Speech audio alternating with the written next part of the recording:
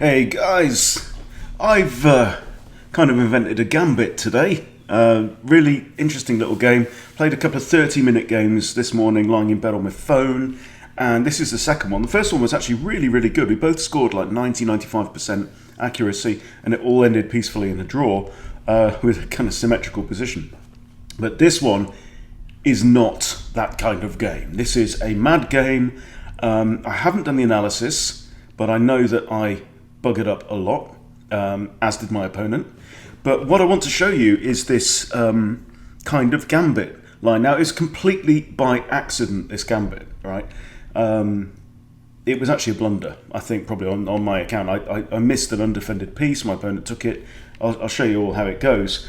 But first of all, if you don't know what a gambit is and what a gambit is for, let's just discuss that briefly. So the idea of a gambit is that you give away usually one pawn, sometimes a couple of pawns. I don't know about giving away pieces. I don't know. There's no gambit in my repertoire that involves giving away pieces, but one or two pawns. And the idea is that in the opening, you're creating an immediate imbalance in the game, right?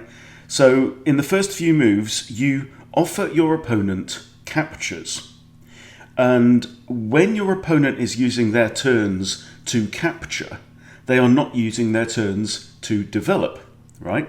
So what you're getting for that, let me pull up the like Explorer board, and we'll just go over a couple of kind of gambit ideas. Okay, so this one, I'll dismiss that. This is the Danish gambit. Is a two-pawn gambit. Okay, so this is the center game, and I've offered the pawn. Now, this right now isn't a gambit yet because I could just simply recapture with a queen. But this is the Danish gambit. Okay, and what you're doing is you're saying to your opponent, okay, boom, I'm offering you material. So now black's got two pawns, but now if you go for this, right, you've given your opponent two pawns, but in return you've got this and this, right? And that's the idea. Now, let's look at another one. For example, this. Okay, the Tennyson gambit. Okay, boom, boom. You know, that's that one. You've got. I mean, there's all kinds. The Queen's gambit isn't necessarily really a gambit, but again, you're offering the pawn. You're trying to remove this central pawn. You know, you might play then e4, and what you've got is you've got more control of the board early on, but less material. Right now, back to the game. So this is not a gambit that's played in the first couple of moves, right? But I'll show you how it goes. So we have a Pirc Defence, okay, with d6. So I immediately think, well, he's offering me the centre, I'll grab the centre and play d4. And now g6, so this is looking like a kind of, King's Indian defence kind of setup, and he wants the castle that way. So I'm very much anticipating his bishop to come to this square, where it's going to be attacking that pawn. The pawn is currently defended once by the queen. But develop knight to f3 anyway. All other things being equal, it makes sense to develop your kingside minor pieces before your queenside minor pieces, because you've only got two pieces to move before you can then castle, whereas on the queenside, you've got to move the queen as well before you can castle queenside. So that's one reason why you very often see the kingside minor pieces being developed first, plus of course this knight is adding a second defender to that pawn, which relieves the queen of her duty of defending that pawn. Okay, now, so we have bishop g7. Now I develop my bishop, looking at the soft underbelly that is f7, and also now I'm getting ready to castle. Okay, so in terms of development score, it's 2-1 to white, which you would expect, right? So black's moved the two pawns that he needs to move in order to develop both bishops, as have I. I've developed d and e. You've got to move one dark squared pawn, one light squared pawn, right? But not the bishop's pawns, because they don't help the bishops to come out. Neither do the rook's pawns. Okay, so it's got to be central pawns or knight's pawns that will help the bishops to deploy, as we've seen here. Okay, so now knight to f6, and now black's getting ready to castle. Okay, and what do you notice on the board in terms of risks and stuff like that? Okay, the knight is looking at the e4 pawn. Now, I noticed that the knight was looking at the e4 pawn, and for some reason, in my not wide awake state, I decided that defending the pawn with my queen's bishop would be a good idea. Okay, obviously, it was not that good an idea because it doesn't actually defend the pawn. I'm adding a third defender to the queen's pawn, and I've left the king's pawn completely undefended. Right now, my opponent thought for 65 seconds, thinking, is this a trap? Aha. So I decided, oh no, my pawn. But I decided that if he took the pawn, that I was going to play this move, okay, and offer the knight. So, look at this now. This knight has made one move, two moves, okay. If the knight makes a third move and queen recaptures, which is what happened in the game, okay, look at the board. Look at the board now. I've given up one pawn, okay, but in return, here's my compensation. 1, 2, 3, 4 pieces off the back rank and ready to castle, right? Black has one piece off the back rank and ready to castle, okay? So in return for giving up a pawn, I have got 3 pieces developed. And that's because the knight took the knight. If the knight, well, I mean, what else could he have done? I mean, he had to kind of defend or something. That was maybe playable. And then the bishop comes back, I don't know. But he took the knight, and then now I have got a significant lead in development. So what I have to do now is I have to amplify and make the most of the advantage that I have, the imbalances that are in my favour. And I want to minimize any imbalances in my opponent's favour, right? The imbalance in my opponent's favour is he's got one extra pawn. Like, whoop-de-doo, right? Well done, you've got one extra pawn, but it's not going to help you if fire and brimstone are raining down on you. So what I've got to do now is I've got to mobilize my pieces and start attacking as soon as possible, right? Because if we just now trade punches and trade material, we're going to end up in an endgame where my opponent's got one extra pawn. Right? And that's going to be bad for me.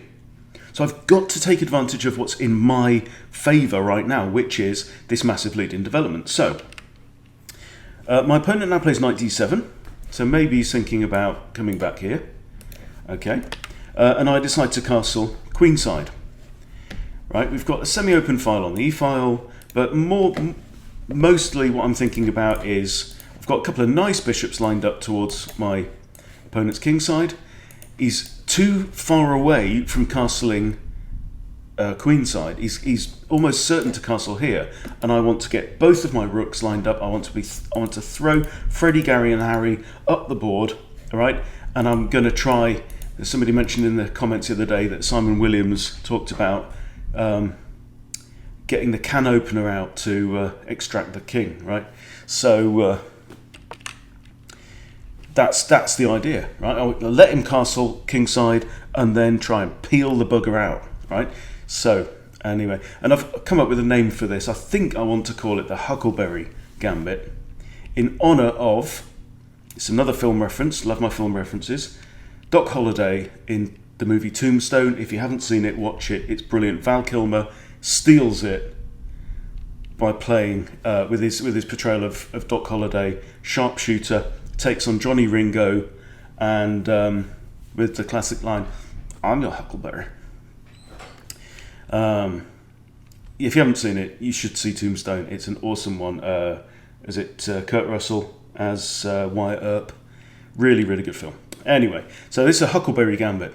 So you're kind of tricking your opponent into thinking that you are weak, when in fact you're going to come out guns blazing like Doc Holliday.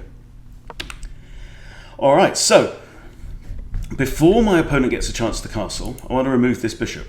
Okay, having pushed g6 leaves holes in the dark matter, right? So now, I mean, my opponent can castle now. He can't take the bishop because then queen takes, and then the queen's guarding that square. The queen's going to come in here, make the rook move, and black's in a load of trouble. So now he castles, and I grab the bishop, king recaptures. Okay, so it's an equal trade of material, but what I've done is I've removed one of the pieces on this side of the board, right? So what I want to do is I want to leave my opponent with pieces still in the box that he doesn't even get a chance to deploy because I'm going to be raining fire down on him, okay? So now, obviously, Harry, off you go, Harry. Harry, h2 to h4, okay? I want to try and eliminate this pawn and just cause trouble. Okay, so now h5. I think this is a decent move. So he's trying to stop my advance. Rook d to g8 now. Now he blocks off my bishop. Doesn't really matter. Now I've got two pieces lined up against this. And the knight also potentially has e5 to come. Now he moves his knight. Not entirely convinced of that move because it allows my knight. See, previously his knight was guarding this. Now he moves his knight there. My knight can come into e5 with now a third piece potentially looking at that pawn. Okay, and I've got my g pawn and I've got my f pawn. Now he moves his knight all the way back there, which is a bit weird. So don't delay. This is the whole point. Don't delay. g4.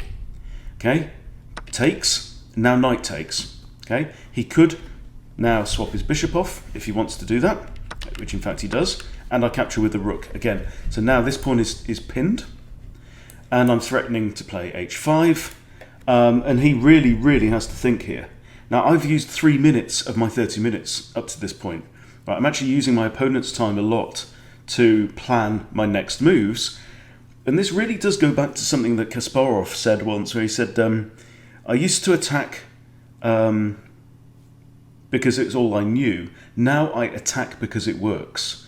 And if you think about it, there's a lot in favour for attacking. If you can manage to arrange a game such that you are on the front foot and you are attacking, it can make your life a lot easier because your opponent, like this guy here, right, he's 1400 rated.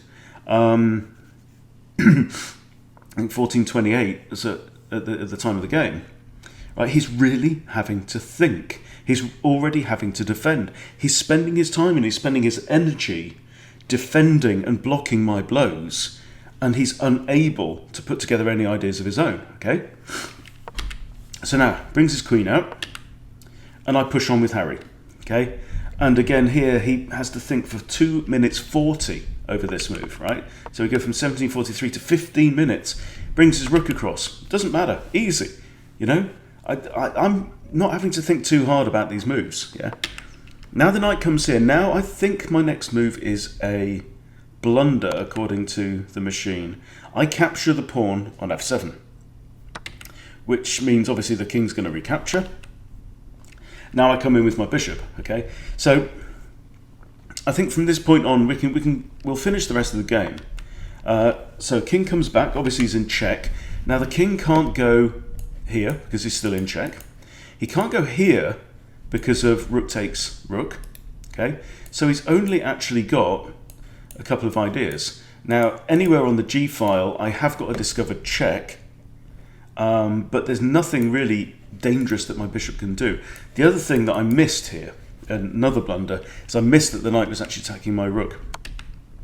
So now I move the bishop out of the way. What I should have done is retreated the rook, okay, to one of these squares, okay? But for some reason, discovered check, and then after I played that, so I spent 39 seconds actually over that move, but I didn't sanity check it.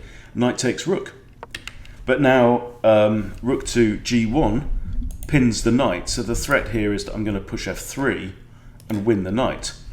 Now my opponent moves his king, and I can't. And then I realise I can't grab the knight because rook h1 check, and the only way to block would be rook back down to g1, in which case rook takes rook, or the queen to one of these squares, in which case rook takes queen.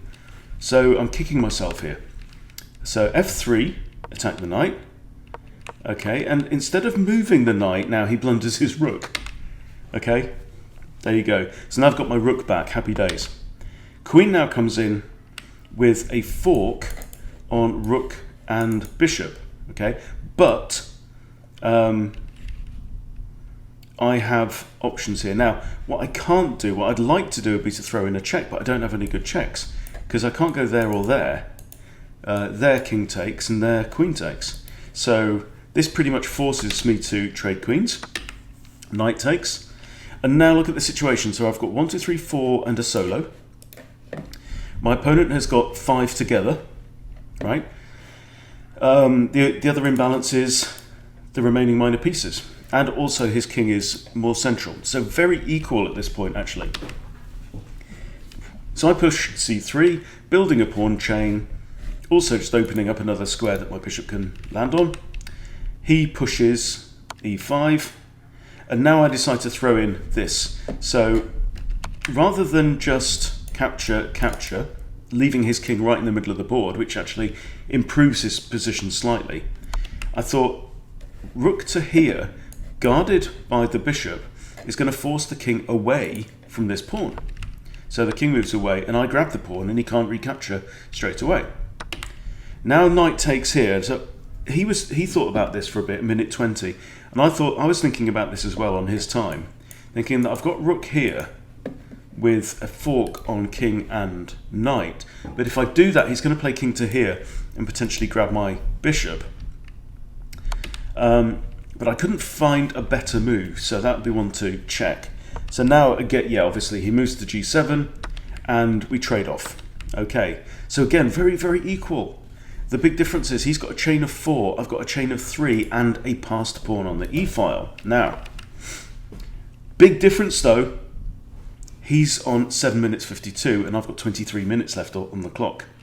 So I'll show you kind of how it goes. So check there, again a rook fork, yeah. I'm prepared to give up this pawn, particularly if I can get 2 pawns back. So he has to move out of check. I grab 1 pawn, he grabs a pawn, I grab a pawn, right? And this is the advantage of the rook on the 7th rank, yeah? Really, one of those things to bear in mind. Rooks love to be on the 7th rank, so just bring it into your thinking. Rook comes back to defense e6. Rook now drops down. So what I want to do now is he's got 2 powerful pieces on the board, as have I, right? What I want to do is I want to use my rook to quarantine his king away from the pawns, so that my king can then get busy either trying to take out these pawns or promote these pawns, particularly Andy on a2. Okay, so now he plays the right move. I think he's trying to bring his king in, get his king into safety, maybe around his pawns, before I can block him off. So in comes the king. I just move my rook across. At this point in time, I'm playing, I do play quite a few, just throw in a check for no particular reason, just to make him watch his clock go down, right? Because he does like to take his time. He's taking 20 odd seconds on every move, right? So he's not got that much time left. So I drop my rook back, check, check, and now b3. Okay, my king is guarding this square, so I'm not worried about the rook coming in to capture Andy. I was worried about this move. Okay, but so that's kind of why I played b3 as well.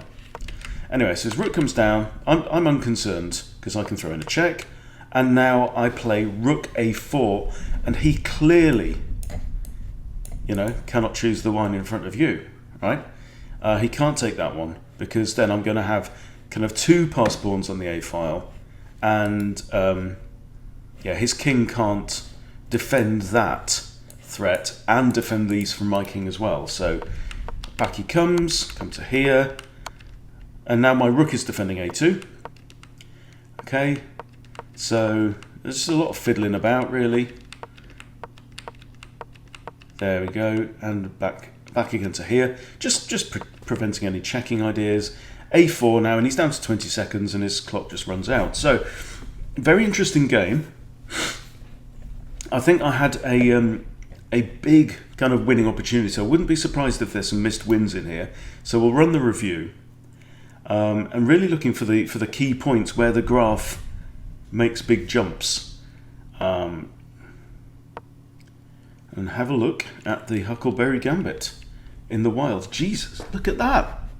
So I had a couple of huge opportunities and blew them. Right? Now, towards the end, he was plus 12. Dang. You know? So, I mean, this is really a crazy game. And to be honest, I was quite lucky to win it. Okay, so book.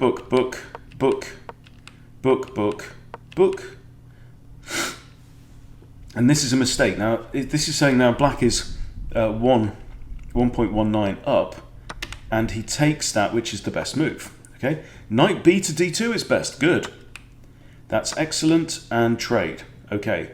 Now, all that chess.com says is this is the Pirc Defence with d4. Right? Doesn't mean anything. So, as far as I know, there is no one has so far named the Huckleberry Gambit until now. That's good, but he's not really getting much advantage here. So he's now slipped back down to less than 0.5 in front. That's good, but better would have been... throw in the bishop right now, which pretty much forces him to castle. Interesting. Well, I didn't. I decided to castle myself first. c6, it says, is good, but again, it's a bit slow, a bit quiet. Okay, now I do that, it's best. Happy about that. And castling is a blunder. He said it should have traded pieces. Weird. See, yeah, I said in my commentary that allowing the queen to capture there and guard the f8 square would have been bad, but apparently no. Apparently that's bad. But I shouldn't have captured the bishop. This is fascinating because this is quite a common position. So what should I have done? h4, yeah? Okay. It says send in Harry now. Keep the tension between these bishops. Right? Because if black ever takes, my queen gets straight into the action over there. Okay, so it says it was Harry time. And now it says it's slightly back in black's favour. Now I play h4 and it says, that's not very good. h5 is best, yeah, I thought that was a very good move. That's an excellent move. Better would have been knight in. That does pin this pawn. Pins that pawn because the pawn is busy guarding that square, and if the knight can go to that square, look, royal fork. Okay. In fact, I also had bishop takes there, and if rook takes, king can't take, royal fork again. That would have been an idea, but I missed that, obviously, in the game. Yeah, not convinced by these pawn moves. He needs to get his material out, not try and grab space. Okay, obviously, bishop, there's no other reasonable move there. It liked that move with the knight, okay. That's best, but it allowed me to play that. Okay, now I have a slight edge. And that's a blunder. That was a rotten move. I didn't see any point in that move at all. g4 is a great move. Okay, now threatening to win material. Good. And I'm now winning. Best. And a blunder, right? I shouldn't have captured with the knight. Right? That is not like this pawn. This pawn isn't really a threat. I don't have to move it. And I'm not attacking. You know, I've lost momentum in the game by having a diversion to grab material. Right? My job is to unpack this guy. So, what was best? h5? Do you think? h5, right? And then I'm plus 5. right? Deadly, deadly. So remember, like I said at the start, if you go into a gambit situation, you're down in material, but you're up in initiative, and you've got to keep your foot flat on the gas. Okay, so this was a mistake. He captures, I capture is good, but not the best move.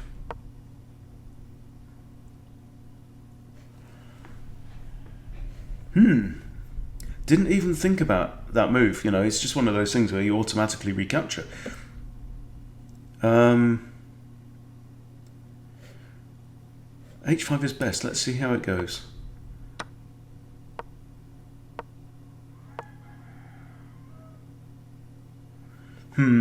Yeah, don't really get it. But anyway, so I grabbed the bish, and we are now 0-0-0, right? It's nil all. Okay, Queen D6 is a blunder because, again, Harry just doing all the damage. Oh, that's nasty. That is nasty. Yeah. So I play H5. Good. There's only one good move and you found it. Hooray! That is excellent. H takes G6 is best. Knight there is best. And this, like I said in the commentary, is a blunder. Black is again now +4. And it's a blunder because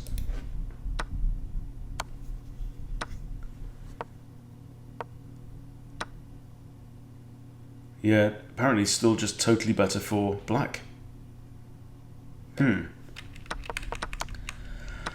Yeah, just losing material. So, well, obviously, we know it's a blunder because I lost my rook. But what he should have done is captured the rook straight away. So that was the first point at which, obviously, I just missed that the rook was there. So what he should have done is grab the rook. Okay. Now, even in the commentary, I said that you know, king has to take the pawn. King doesn't have to take the pawn at all. The back rank is totally guarded. Now, what I should have done here, and that is a missed win, I should have played rook to G7. What? Rook to G7 is best. Let's see. Okay, here. Best is rook to G7. Okay, check. Because that leads to winning material. How?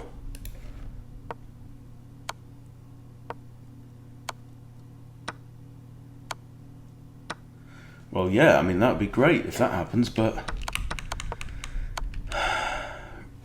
what about... Oh. But if rook to G7 now, and king takes, mate in 4, apparently.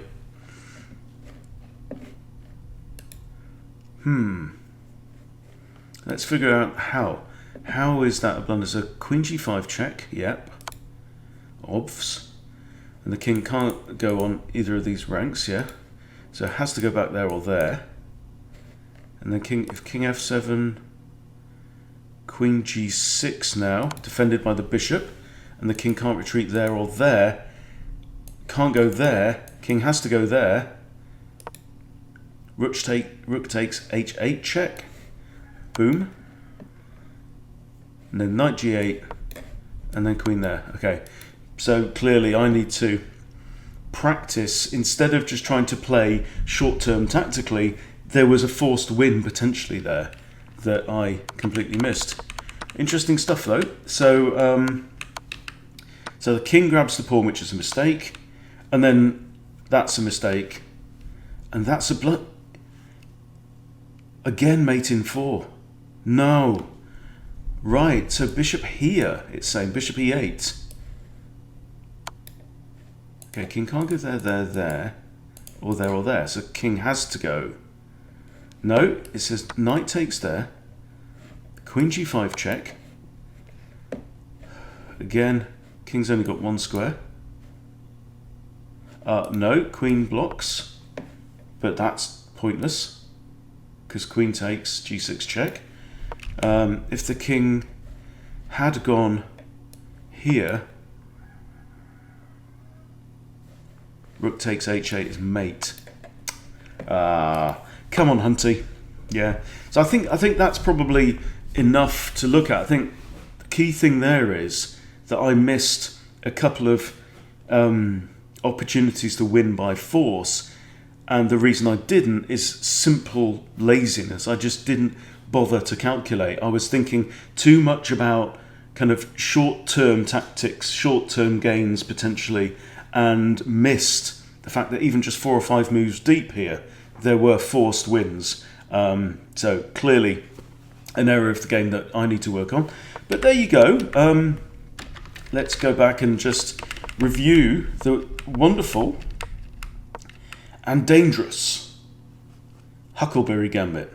Okay, boom, boom, boom, boom, and look at this. You know, got 4 pieces to 1 developed, and my king has options of castling either side. Okay, I would take that any day. The computer doesn't like it, but the computer, like I've said before, doesn't really understand chess. All it understands is numbers.